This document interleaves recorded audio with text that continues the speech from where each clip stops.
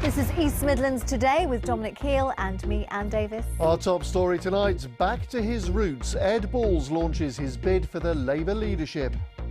The road back to power. Could this Labour politician, brought up and educated in Nottinghamshire, become our next Prime Minister?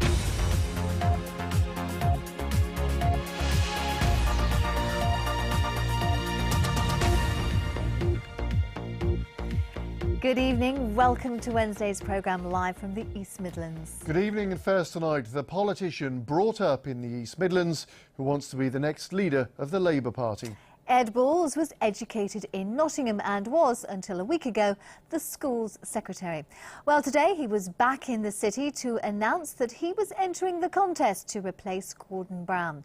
Here's our political editor, John Hess.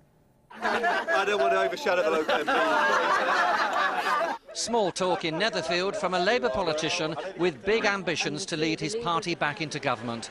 Ed Balls, the former school secretary, chose a community centre in the Gedling constituency to launch his leadership bid. We have a leadership election and the NEC started it yesterday. I'm going to put my name in for the Labour Party leadership. I think it's a really important election for our party, but also for the country. Born in Norwich, Ed Balls represents a West Yorkshire constituency, but knows the East Midlands well. As a youngster, he went to schools in Keyworth and Nottingham. I'm very proud to come from Nottinghamshire, and I'm proud of the tradition of hard work and of endeavour. I went to Crossdale Primary School in Keyworth and then to the high school, and I think that knowing that you've got to govern for the whole country, north and south, Wales, Scotland, but, and being proud of where you come from. Labour's Vernon Coker retained his Gedling seat, while 11 other Labour constituencies in the East Midlands fell to big swings to the Conservatives. We didn't do as well as we needed to do, and it's only by understanding that and getting on side that we can get a Labour government back into power. The St George's Centre in Netherfield is getting used to the big political occasion. Gordon Brown came here. Now it's the election platform for Ed Balls and his backers. He's honest, he listens, and he really connects to the grassroots. He's all right, but he's next Prime Minister, I think so. It's the personal qualities that he's got, the common touch that he's got, the ability to relate to ordinary people and the desire to deal with the issues that those people raise with him, not just to listen to them, but to hear them and to act on them. The last politician from Nottinghamshire who wanted to be the leader of his own party was Ken Clarke, but the Tories wouldn't have him. Perhaps Ed Balls and his Nottinghamshire connections may be enough to give him the top job in the Labour Party and perhaps one day into Downing Street too. If Ed Balls becomes Labour's next leader, remember, it all started in Netherfield. We'll remember. Well, John joins us now from Netherfield. Good evening, John. A simple question. Do you think Ed Balls has a realistic chance of becoming Gordon Brown's replacement?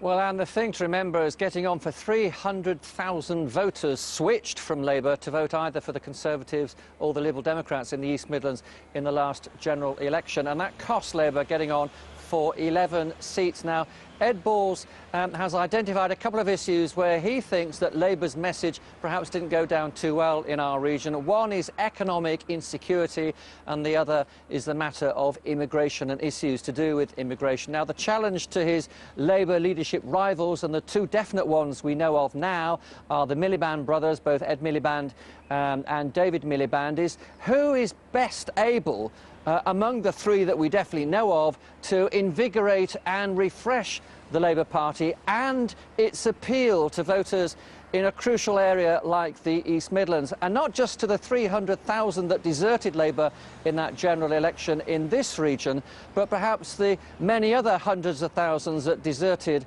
Labour in other crucial battleground areas too, and those that were attracted to David Cameron's Conservatives. The key thing is that this election campaign that Labour have got isn't going to be over in a matter of 3 or 4 weeks. It's going to continue right through the rest of the summer. Ballot papers don't go out to Labour Party members until August, and we won't know who's likely to be the new leader of the Labour Party until the first day of the Labour conference in September. Bit of a way to go, but John, for now, thanks very much.